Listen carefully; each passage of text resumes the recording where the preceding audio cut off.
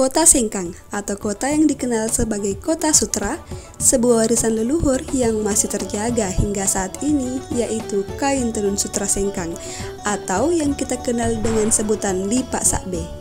Nah, berdasarkan cerita turun-temurun, kain tenun sutra ini sudah berada sejak ratusan tahun silam.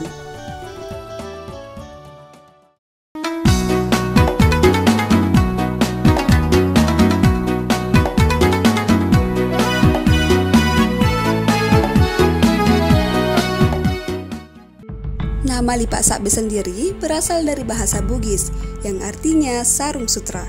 Pusat produksi sarung ini ada di Kota Sengkang, Kabupaten Wajo, Sulawesi Selatan. Wajo itu kan keturunan dari Raja Luwu. Nah, anak Raja Luwu ini ke Wajo ini dan membawa sekalian alat tenunnya itu. Jadi kita sudah pastikan bahwa sejarah pertemuan dua itu awalnya mulai bersamaan dengan adanya penghuninya orang Wajo. Itu sejarah historis. Lipa Sakbe itu apa? Ya, Lipa itu bahasa Bugis, ya, bahasa Bugis. Lipa itu adalah bisa dikatakan sebagai busana. Orang dulu menyebutnya sebagai sampu, ya, sebelum disebut sebagai lipa. Pada umumnya, proses penenunan ini biasanya dilakukan oleh perempuan Bugis.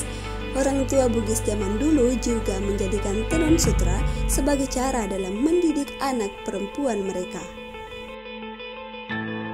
Awal-awal munculnya itu sarung sutra itu cuma digunakan kalangan bangsawan.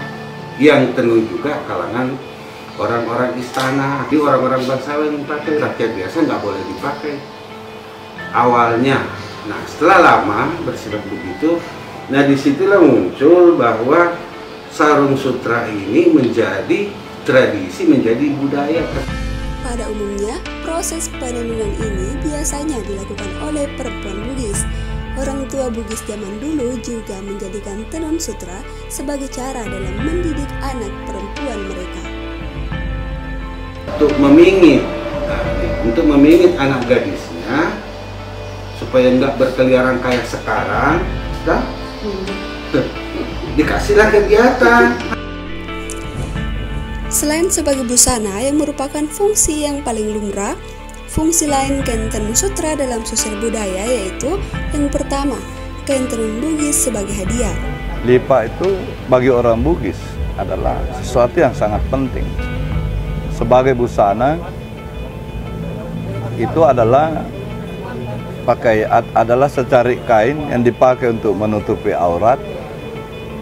Selain menutupi aurat, di situ juga terkait dengan persoalan simbol-simbol tradisi. Simbol-simbol tradisi yang melibatkan warna dan corak motifnya. Misalnya bagaimana motifnya, warnanya, sarungnya raja, bagaimana bangsawan, bagaimana orang kaya, bagaimana masyarakat pada umumnya. Jadi melebihi daripada fungsinya sebagai penutup aurat. Kemudian fungsi lainnya juga adalah sebagai aset. Ya, fungsinya sebagai aset seperti yang saya sampaikan bahwa bagi orang Bugis, lipa itu adalah harta.